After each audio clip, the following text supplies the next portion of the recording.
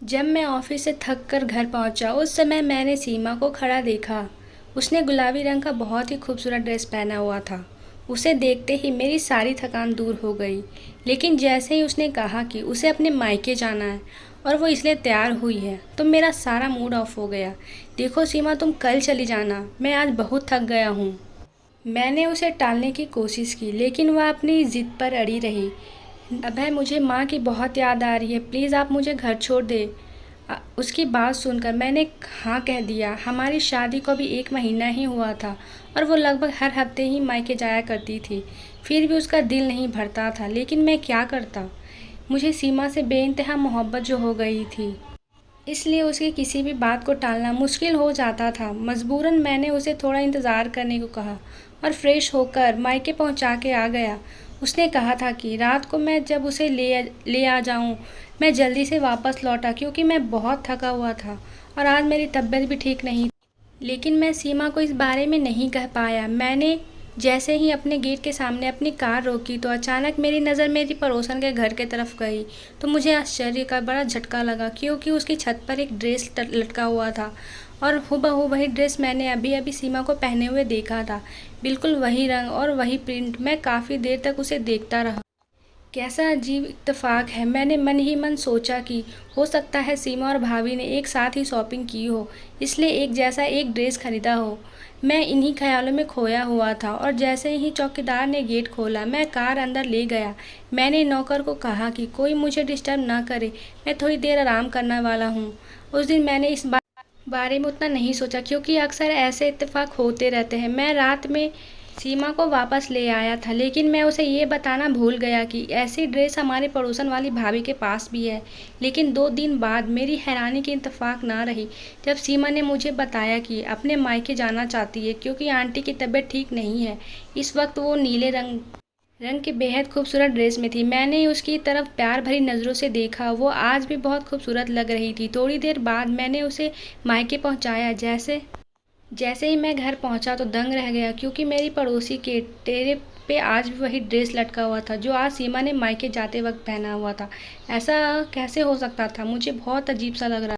लेकिन इस बार मैंने इसे सिर्फ एक इत्तेफाक समझा और अपने काम पर लग गया। लेकिन जब तीसरी बार ऐसा हुआ तो मेरी सोच सच में बदल गई। कहीं ऐसा तो नहीं कि सीमा मायके का बोलकर मेरी पड़ोसी के घर जाया करती है। लेकिन ऐसा कैसे हो सकता है। मैं खुद उसे अभी अभी मायके छोड़कर आया था और उसका मायका काफ़ी दूर भी था। यह सब इतनी जल्दी कैसे हो सकता था। लेकिन उस दिन मुझसे रहा नहीं गया और जिज्ञासा के मारे मैंने अपने ससुराल की तरफ दौड़ाई और जैसे ही वहां पहुंचा तो देखा कि सीमा उसी ड्रेस में थी और मुझे देखकर हैरान रह गई। अबे, आप अभी तक गए नहीं? उसने हैरानी से पूछा। तो मैं कुछ शर्मा सा गया और मन ही मन खुद को टोकने लगा। मैं कितनी बेवकूफ़ी भरी बातें सोच रहा था। सीमा के माँ बाप का घर तो हमारे घर से काफ़ी दूर था, भला वो वहाँ कैसे जा सकती थी। मैंने मन ही मन आपको धिक्कार और घर वापस लौट आया और ध्यान से अपने पड़ोसी नितेश के घर की तरफ देखा जहाँ वही ड्रेस अभी तक लटका हुआ था। मुझे एक पल के लिए भी चैन नहीं आ रहा था। इत्तेफाक 1 या 2 बार हो सकता है लेकिन बार बार नहीं। लेकिन मैं ये बात जुबान पर लाने से डरता था। अभी मेरी शादी को दिन ही कितने हुए थे और सीमा को मेरी बात से कितनी तकलीफ़ हो सकती है, ये सोचकर मैं चुप हो गया। मुझे वो दिन याद आ रहा था जिस दिन मेरी शादी हुई थी और मैं सीमा को दुल्हन बनाकर घर ले आया था। उस दिन मेरा पड़ोसी नितेश मेरे घर पर बधाई देने आया था और उसने माफ़ी मांगी थी कि वह शादी में नहीं आ सका क्योंकि आज उसकी भी शादी थी। उसकी बात सुनकर मुझे दुखद आश्चर्य हुआ। सच में मैंने मुस्कुराकर उसे गले से लगाकर बधाई दी और उसने लाए हुए मिठाई के डब्बे से मुझे एक लड्डू निकालकर ज़बरदस्ती खिलाया। वो बहुत खुश लग रहा था अपनी शादी से। खैर, खुश तो मैं भी बहुत था। मेरी भी लव कम अरेंज मैरिज थी। सीमा से जब मैंने पहली बार सीमा को देखा था उसी वक्त उसे दिल दे बैठा था। वो मेरी सेक्रेटरी से मिलने मेरे ऑफिस आई थी। वो मेरी सेक्रेटरी मालती की दोस्त थी और उन दोनों को शॉपिंग के बाद एक साथ लंच पे ले जाना था जिसके लिए मालती ने मुझसे पहले ही छुट्टी ले ली थी। संयोग से उसी वक्त मुझे किसी काम से बाहर जाना था। जैसे ही मैं अपने केबिन से निकला तो सीधा सीमा के ऊपर मेरी नज़र पड़ी और फिर मैंने उसे देखा तो देखता ही रह गया। वो इस तरह मुझे अपनी ओर देखता पाकर थोड़ी देर के लिए असहज महसूस करने लगी और मैंने जल्द से अपनी नज़रों को रुख मोड़ दिया। मैं ना चाहते हुए वहाँ से निकल आया और जैसे ही मैंने पीछे मुड़कर देखा, वो दोनों ही मेरे पीछे की बातें करते हुए निकली थी। सीमा मालती के किसी बात पर खिलखिलाकर हंसी थी और उसके लंबे बाल हवा में लहराते हुए उसके चेहरे पर आ रहे थे, जिन्हें वो बार बार पीछे कर रही थी। मैंने मौका देकर मालती से कहा कि अगर वो चाहे तो मैं उन्हें लिफ्ट दे सकता हूँ, क्योंकि मुझे भी उसी तरफ ही जाना है। मैंने झूठ बोला, लेकिन मुझे उस तरफ नहीं जाना था जिस तरफ उनका प्रोग्राम था। मगर दिल के हाथों मजबूर होकर मैंने उसे कहा था। मेरी बात पर मालती बहुत खुश हुई और सीमा का हाथ पकड़कर कार में बैठ गई। लेकिन सीमा कुछ झिझकते हुए बैठी थी। मेरा दिल जैसे हवाओं में उड़ने लगा था। बैक व्यू मिरर से मैं उन्हीं को देखते जा रहा था और मैं उसी दिन ही फैसला कर लिया था कि अपना जीवन साथी सिर्फ और सिर्फ सीमा को ही बनाऊंगा। मैं उसकी मोहब्बत को इस तरह कैद हो चुका था कि मुझे सब्र ही भी नहीं हो सका और 2 दिन बाद ही मैंने मालती से सब कुछ कह दिया। वो मेरी बात सुनकर बहुत खुश हो गई और उसी ने बताया कि सीमा एक लोअर मिडिल क्लास फैमिली से ताल्लुक़ रखती है और जॉब करके अपने माँ बाप और अपने छोटे भाई बहनों की देखभाल करती है। मालती, मुझे उसके बैकग्राउंड से कोई मतलब नहीं, बस मुझे वो पसंद है।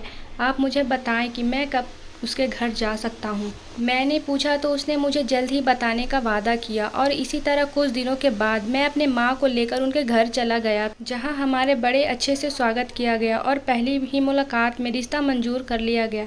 मेरी खुशी का तो ठिकाना ही नहीं रहा था। माँ भी तैयारी में जुट गई थी, क्योंकि वो मुझे मेरे साथ नहीं रहती थी। उनका अपने घर के सिवा कहीं दिल नहीं लगता था। जबकि मैं जॉब के वजह से मुंबई में रहता था, जहां एक बहुत बड़ी कंपनी में मुझे एक बड़ी पोस्ट पर रखा गया और ये बंगला, कार सब उन्हीं की तरफ से था। मुझे बहुत अच्छा पैकेज दिया गया था और बोनस वगैरह भी मिलता था और अगर कभी देश से बाहर जाना होता था तो कंपनी और ज़्यादा पैसा देती थी। मैं अपनी जॉब और लाइफस्टाइल से बहुत संतुष्ट था और जब से मेरी सीमा ज़िंदगी में आई थी तब से तो लगता था कोई कमी नहीं थी ज़िंदगी में। मैं हर वक्त भगवान का शुक्रिया अदा करता था। सीमा भी मेरा बहुत ख्याल रखा करती थी और वह हर तरफ से एक बेहतरीन लाइफ पार्टनर साबित हुई थी। लेकिन जब से ये ड्रेस वाला सिलसिला शुरू हो गया था, मेरी तो रातों ही की नींद हराम हो गई थी।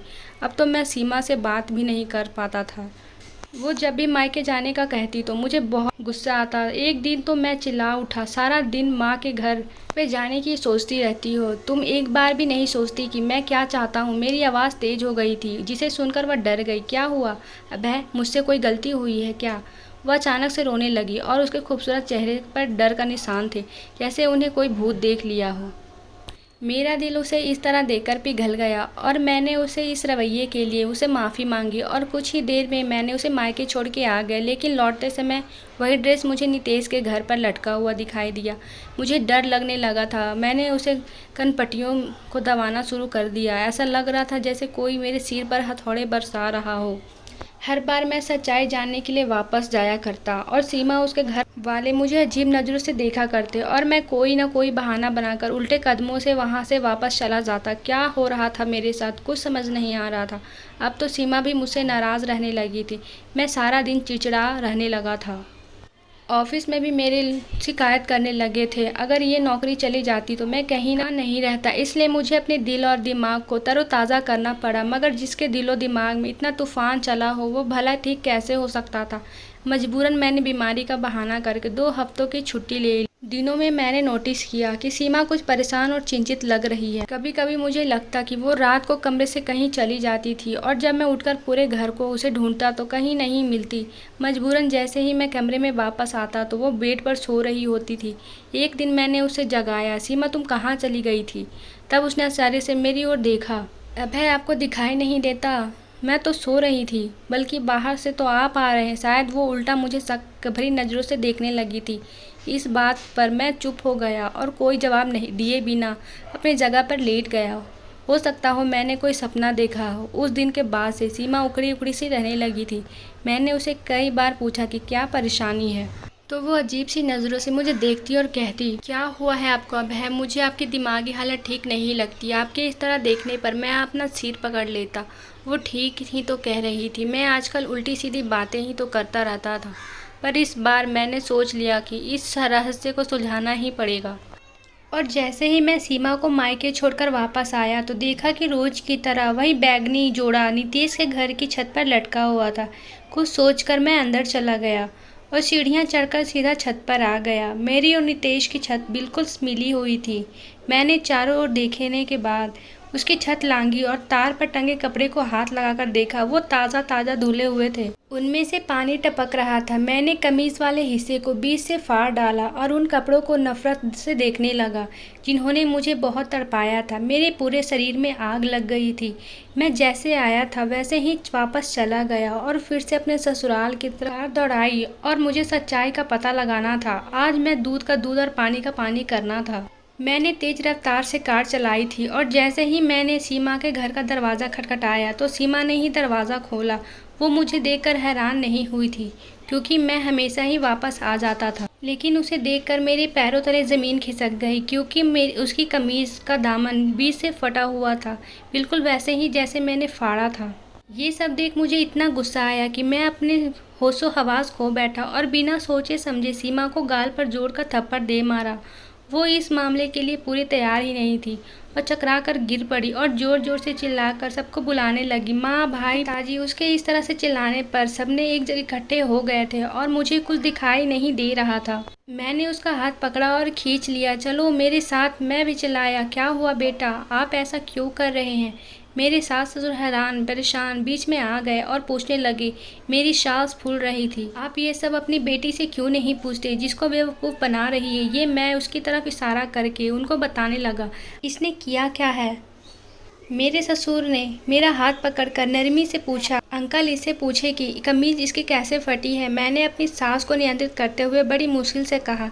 मेरी बातों से वो सब चौंक कर एक दूसरे की ओर देख रहे थे, लेकिन इनकी कमीज तो अभी अभी गेट के अंदर आते हुए दरवाजे पर लगी कील में फंसकर फटी है और सीमा अभी तक जमीन पर बैठी आंसू बहा जा रही थी। ये नहीं हो सकता, आप सब इसके साथ मिले हुए हैं, इसके झूठ में इसका साथ दे रहे हैं। मैं आपके दिमाग से बाहर जा चुका था और सीमा को ज़बरदस्ती घसीटता हुआ वहाँ से ले आया। उसके माता पिता गिड़गिड़ाने लगे, लेकिन मुझे कुछ सुनाई नहीं दे रहा था। सीमा पूरे रास्ते रोती रही, लेकिन मुझे अब उस पर जरा सा भी दया नहीं आ रही थी। घर पहुंचकर मैंने उसके बालों को पकड़ा और बोला, बताओ क्या चक्कर है तुम्हारे नितेश के साथ? ये क्या कह रहे हो अभय? वो चीखी, लेकिन मुझे उसकी कोई परवाह नहीं थी। मेरी बात सुनकर उसे चेहरे का रंग उड़ चुका था। ये क्या पागलपन है? आप इतना गलत कैसे सोच सकते हैं? वो चिल्लाई, लेकिन मुझे अब उसकी कोई परवाह नहीं थी। मैं कोई गिरा हुआ इंसान नहीं था जो आंखें देखी मक्खी निगल लेता, मगर वो लगातार इनकार करते जा रही थी। मुझे गुस्सा से बुरा हाल था। मैंने उसे कहा, अगर वो सच बता देगी तो मैं उसे कुछ नहीं कहूँगा, बस वो एक बार अपनी बात मान ले। मुझे लग रहा था कि मेरे दिमाग के नसें फट जाएंगी और तभी अचानक मैंने देखा कि पुलिस वहाँ पहुँच गई थी। उनमें से एक महिला कांस्टेबल ने आते ही सीमा को मेरे हाथों से छुड़ाया और उसे सोफे पर बिठा दिया। उसका बयान लेने लगी जबकि मुझे हथकड़ी पहना दी गई। ये सब क्या है? मैं चिल्लाया। ये तो बेटा आपको थाने चल के पता चले। वो पुलिस इंस्पेक्टर हंसने लगा और मुझे घसीटते हुए पुलिस की गाड़ी में डाला, जबकि जाते वक्त मेरे कानों में सीमा की आवाज़ लगातार गूंजती जा रही थी। ये मेरा पति पागल है। पहले दिन से ही इसे पागलपन के दौरे पड़ते आ रहे हैं। सीमा पुलिस को बताए जा रही थी और मुझे अपनी कानों पर यकीन नहीं हो रहा था। वो जिसे मैंने दिलो जान से चाहा, वो ये क्या कह रही थी? मेरे हवालात का दूसरा दिन था और सीमा ने मेरी खबर तक ना ली थी और मुझे उस बात पर बिल्कुल भी विश्वास नहीं हो रहा था जो कुछ भी उसने पुलिस को बताया था। मैं एक दिमागी मरीज़ हूँ और मुझे पागलपन के दौरे पड़ते हैं, तब मैं उससे जुल्म करता हूँ। और ये कहना था कि उसने यह बात अपने माता पिता को कभी नहीं बताई, लेकिन उस दिन उन्होंने अपनी आंखों में यह सब कुछ देखा था। लेकिन उस सपने चौंकाने वाली बात यह था कि उस रात पुलिस को नितेश ने कॉल किया था, जो मेरे पड़ोसी था और जिसकी वजह से ये सारा सिलसिला शुरू हुआ था। मुझ पे आश्चर्य के वार पे वार हो रहे थे। ये सब क्या था? मुझे कुछ समझ नहीं आ रहा था। सीमा ने मेरे खिलाफ केस फाइल किया था और ना जाने क्या क्या आरोप लगाए थे मुझ पर। मेरे माता पिता बहुत कोशिश कर रहे थे, लेकिन मेरी जमानत नहीं हो पा रही थी। मामले के अनुसार मेरा मेडिकल चेकअप होना था और रिपोर्ट के आने के बाद ही मेरी जमानत हो सकती थी। और 2 दिन बाद जब मनोचिकित्सक ने मुझसे सवाल पूछे तो मैंने उनको सारा किस्सा सुना दिया, जिसे सुनकर वो भी मुझे ऐसी नज़रों से देखने लगी जैसे कि मैं कोई पागल हूँ। और उनके इस तरह देखने पर मुझे अचानक सा गुस्सा आ गया। उनको क्या लगता है मैं पागल हूँ? मैंने गुस्से में आकर पूछा तो मुझसे समझाने लगी, देखिए मिस्टर अभय, आप जो किस्सा बता रहे वो नामुमकिन सी बात है। इत्तेफाक 1 या 2 बार हो सकता है, लेकिन बार बार नहीं, वो आराम से कह रहा था, बल्कि मेरी सांसें बढ़ने लगी थी। डॉक्टर साहब, यही तो मैं समझा रहा हूँ, वो इत्तेफाक नहीं है। मैं अब अपने आप पर काबू नहीं रख पा रहा था और डॉक्टरों ने मेरी हाँ में हाँ मिलाकर मुझे खामोश कर दिया, जबकि अपनी रिपोर्ट में उन्होंने मुझे एक मानसिक रोगी ही लिख दिया था, जिसके परिणाम स्वरूप जज ने मुझे 2 महीने के लिए मेंटल हॉस्पिटल में भेज दिया। मैं चीखता चिल्लाता रहा, मैं पागल नहीं हूँ, लेकिन वहाँ किसी का कोई फ़र्क नहीं पड़ा। सब लोग मुझे तरस भरी निगाहों से देख रहे। मुझे अस्पताल में हर जगह यही सुनना पड़ा, बेचारा कितना सुंदर नौजवान है, देखो ना जाने क्या सदमा लगा कि अपने होश खो बैठा है। एक नर्स ने मुझे देखकर दूसरे से कहा, जबकि मैं सचमुच पागलों की तरह बुद्धू बना बैठा था। इन 2 महिलाओं में मेरे साथ जो कुछ भी हुआ था वह मेरी समझ से परे था। शायद मैं चुपचाप पागल हो चुका था। मुझे पागल खाने में 1 हफ्ता हो चुका था। जब मुझसे कोई मिलने आया, मैं मुलाकात वाली जगह पर पहुंचा तो वहां नितेश और सीमा को देखकर मुझे जोर से झटका लगा। तुम दोनों एक साथ, मैं बस इतना ही कह सका था। हाँ अभय, हम दोनों साथ में इसलिए आए हैं ताकि तुम्हें तुम्हारी गलती बता सकें। वो मुस्कुराया। तुम्हें शाइली याद है? अचानक उसने पूछा। कौन शाइली? मैंने आश्चर्य से कहा। हाँ, तुम्हें याद कैसे होगी भला, क्योंकि तुमने कॉलेज से लेकर यूनिवर्सिटी तक ना जाने कितने लड़कियों को इसके जाल में फंसाया होगा, जिनमें एक लड़की शाइली भी थी, जो कि मेरी छोटी बहन थी। और वो दूसरी लड़कियों से बहुत अलग थी, बहुत नरम दिल की थी। वो तुम्हारे टाइम पास को सच्ची मोहब्बत समझ बैठी थी और तुमने उसे शादी करने से इनकार कर दिया था। तुम उसे अपना सिर्फ दोस्त समझते थे और कुछ नहीं। जब उस मासूम लड़की ने छत से कूदकर अपनी जान देने की कोशिश की, जिसमें वो बच तो गई लेकिन हमेशा हमेशा के लिए अपाहिज हो गई, और अब तक वो सिर्फ दवाइयों के सहारे ही जिंदा है। मैं जब भी अपनी बहन को इस हालात में देखता था, तब मुझे उस आदमी के सख्त नफरत महसूस होती थी। फिर एक दिन मुझे शाइली की डायरी मिल गई, जिसमें उसने तुम्हारे बारे में सब कुछ लिख दिया था। और उसी दिन मैंने तुम्हें बदला लेने का फैसला किया। मैं तुम्हें बर्बाद कर देना चाहता था। सबसे पहले तो मैंने तुम्हारे घर के बगल में घर खरीद लिया। सीमा, जो मेरे ही ऑफिस में काम किया करती थी, इसकी छोटी सी जॉब थी। बड़ी मुश्किल से इसके घर का खर्चा चलता था, लेकिन ये बहुत खूबसूरत थी, इसलिए मैंने सीमा को एक बड़ी रकम के बदले में ये सब नाटक करने को कहा था। और मेरी खुशी का ठिकाना ना रहा था जब तुमने सीमा को ही पहली नज़र में पसंद कर लिया था। मुझे पता था तुम सीमा जैसी खूबसूरत लड़की को कभी इग्नोर नहीं कर सकते हो, और तुमने सीमा से शादी कर ली। फिर मैंने जो प्लान बनाया था उसको अंजाम देना शुरू कर दिया। तुमने कई दिन तक मेरे घर की तरफ नहीं देखा, मगर एक दिन तुम्हारी भटकती हुई नज़र मेरी छत पर पड़ ही गई, जो तुम्हारी बर्बादी का कारण बनी। और यही नहीं, मैंने सीमा को कुछ नहीं दवाइयाँ भी दी थी, जिससे तुम अपना होश खो बैठो और तुम्हें गुस्सा आता रहे, ताकि हर कोई तुमको पागल समझे। ये सब बताते हुए वो बहुत खुश लग रहा था। उसके होठों पर उपहास भरी हंसी थी, जबकि सीमा खामोश खड़ी थी। मुझे धीरे धीरे सब कुछ याद आने लगा। अब मुझे गुस्सा नहीं आया करता था, क्योंकि मैं एक नर्म स्वभाव का बंदा था, और ये सब नितेश की दी हुई दवाइयों का चमत्कार था। जबकि यहाँ मुझे शांत रहने की दवाई दी जाती थी। अब मुझे पागलपन के दौरे नहीं पड़ते थे, और आज भी मैं पूरी होशो हवास में था। मैं बड़ी मुश्किल से अपना मुंह खोला और बोला, शाइली के साथ जो कुछ हुआ उसका मुझे बहुत अफसोस है, लेकिन तुमने बहुत बड़ी भूल कर दी। शाइली और मैं क्लासमेट थे, लेकिन शाइली जिस अभय को चाहती थी वो हमसे सीनियर था। मेरी तो शाइली से कभी हाय हेलो भी नहीं हुई थी। वो हर फाइनल ईयर के अभय के साथ दिखाई देती थी, जो एक अमीर बाप की बिगड़ी हुई औलाद था। बदकिस्मती से उसके क्लास में जो अभय था वो मैं था। तुमने बस उसके क्लास में देख के मुझे समझ लिया और हर रोज़ एक नई लड़की को फंसाता था। मुझे कुछ पता नहीं था कि शाइली के यूनिवर्सिटी आना क्यों बंद कर दिया था। मुझे बस अपनी पढ़ाई से मतलब था। और जब तुमने शाइली की डायरी में अभय नाम देखा, तब कि मैं ही अभय हूँ, और आ गए मेरी ज़िंदगी बर्बाद करने। कम से कम एक बार किसी से पूछ तो लेते कि शाइली के साथ कौन होता था। सदमे और दर्द के मेरा बुरा हाल था। उसे उस गुनाह की सज़ा मिली थी जो मैंने किया ही नहीं था। मुझे कहानी सुनकर नितेश और सीमा सदमे में आ चुके थे। उन दोनों के चेहरे देखने लायक थे, जबकि मैं संतुष्ट था कि मैंने कोई गुनाह नहीं किया था। उस दिन तो वो दोनों चले गए और दोनों दिन बाद ही मुझे छोड़ दिया गया। नितेश और सीमा ने अपना गुनाह कबूल कर लिया। जब मुझे पता चला तो मैंने जल्दी से अपने वकील से बात की और उन दोनों को माफ़ कर दिया। मैं जानता था उन्होंने अपराध किया है, लेकिन सीमा ने गरीबी से तंग आकर ये ऑफ़र कबूल किया था। वो अपने बीमार पिता की दवाइयाँ और घर का खर्चा पूरा नहीं कर पा रही थी और नितेश ने बदले की आग में ये सब किया था। मैं अपने घर वापस लौट आया था, लेकिन मैं चौंक गया था जब वहाँ मैंने सीमा को मेरा इंतज़ार करते पाया। सीमा, तुम यहाँ? हाँ अभय, मैं आपकी गुनहगार हूँ, मुझे माफ़ कर दो और अगर तुम्हारे दिल में मेरे लिए थोड़ी सी जगह है तो मुझे अपने जीवन से मत निकाल देना।